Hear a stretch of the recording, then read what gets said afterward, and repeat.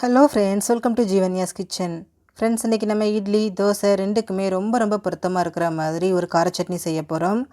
சாப்பிட்றதுக்கு ரொம்ப டேஸ்ட்டாக இருக்குங்க. ரொம்பவே ஈஸியான ஒரு ரெசிபி. இது எப்படி செய்கிறதுங்கிறத பார்க்குறதுக்கு முன்னாடி நம்ம சேனல் ஜீவன்யாஸ் கிச்சனை மறக்காமல் சப்ஸ்கிரைப் பண்ணி பக்கத்தில் இருக்க பெல் சிம்பிளையும் கிளிக் பண்ணிக்கோங்க. இந்த சட்னி செய்ய ஸ்டவ்வில் ஒரு கடாய் வச்சுட்டு அதில் 2 டேபிள் ஸ்பூன் எண்ணெய் சேர்த்துக்கோங்க. எண்ணெய் காஞ்சதும் இதில் காரத்துக்காக 5 வரமிளகாய் சேர்த்துருங்க. சேர்த்துட்டு மிளகாய் செவக்கிற அளவுக்கு இதை நல்லா வறுத்து விடுங்க. மிளகாய் நல்லா வறுபட்டு செவந்ததுக்கப்புறமா இதை அப்படியே தனியாக எடுத்து வச்சுருங்க. இது ஒரு பக்கமாக இருக்கட்டும். இப்போது அதே எண்ணெயில் ஒரு 10 பல் பூண்டு, 20 சின்ன வெங்காயத்தை கட் பண்ணி சேர்த்துக்கோங்க. கூடவே ஒரு கொத்து கருவேப்பிலையும் சேர்த்துருங்க. சேர்த்துட்டு வெங்காயம் நல்லா வெந்து சாஃப்டாகி கண்ணாடி பதம் வர அளவுக்கு இதை நல்லா வதக்கி விடுங்க. வெங்காயம் முழுமையாக வெந்து நல்லா கண்ணாடி பதம் வந்ததுக்கப்புறமா இதில் பெரிய சைஸில் 2 தக்காளியை கட் பண்ணி சேர்த்துக்கோங்க. மீடியம் சைஸ் எடுக்கிறீங்கன்னா 3 சேர்த்துக்கோங்க. கூடவே 1 டீஸ்பூன் உப்பு சேர்த்துருங்க. சேர்த்துட்டு இது எல்லாத்தையும் நல்லா ஒன்று சேர்த்து கலந்து விட்டுருங்க. அந்த வெங்காயம் தக்காளி எல்லாமே நல்லா மிக்ஸ் ஆகி வரணும். அது வரைக்கும் கலந்து விடுங்க. பாருங்கள், நல்லா கலந்தாச்சு. இப்போ இதை மூடி போட்டுடலாம். மூடி போட்டு ஒரு 5 நிமிஷம் இதை நல்லா வேக விட்டுருங்க. தக்காளி நல்லா குழஞ்சி வரட்டும்.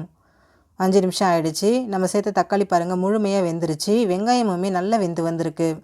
இப்போ இதில் நம்ம ஏற்கனவே வறுத்து வச்சுருக்கக்கூடிய வரமிளகாவை சேர்த்துருங்க. கூடவே 2 டேபிள் ஸ்பூன் பொட்டுக்கடலை, 1 டீஸ்பூன் காஷ்மீரி மிளகாய்த்தூள் சேர்த்துக்கோங்க. இது கலருக்காக. நீங்கள் நார்மல் மிளகாய்த்தூள் சேர்க்குறீங்கன்னா 1/2 டீஸ்பூன் சேர்த்துக்கோங்க. சேர்த்துட்டு ஸ்டவ் லோ ஃப்ளேமில் வச்சுட்டு இது எல்லாத்தையும் நல்லா ஒன்று சேர்த்து கலந்து விடுங்க.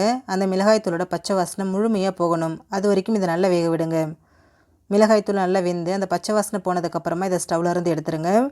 எடுத்துகிட்டு இது கம்ப்ளீட்டாக ஆறுனதுக்கப்புறமா இதை அப்படியே ஒரு மிக்சர் ஜாரில் சேர்த்துக்கோங்க. கூடவே அந்த கடாயிலேயே கொஞ்சம் தண்ணி விட்டு அலசி இதில் சேர்த்துக்கலாம். நான் 1/2 கப் அளவுக்கு சேர்த்துக்கிறேன்.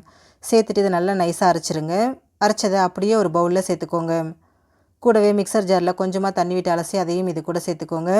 சேர்த்துட்டு இதை நல்லா கலந்து விட்டுருங்க. இந்த சட்னி திக்காக இருந்தாலும் நல்லாயிருக்கும், தண்ணியாட்டம் எடுக்கும்போது நல்லா தான் இருக்கும். நான் இன்றைக்கி கொஞ்சம் தண்ணியாட்டம் கரைச்சிக்கிறேன். உங்களுக்கு என்ன கன்சிஸ்டன்சி பிடிக்குமோ அதுக்கு தகுந்த மாதிரி நீங்கள் தண்ணி சேர்த்து கரைச்சிக்கோங்க. பாருங்கள், இந்தளவுக்கு கரைச்சிக்கலாம்.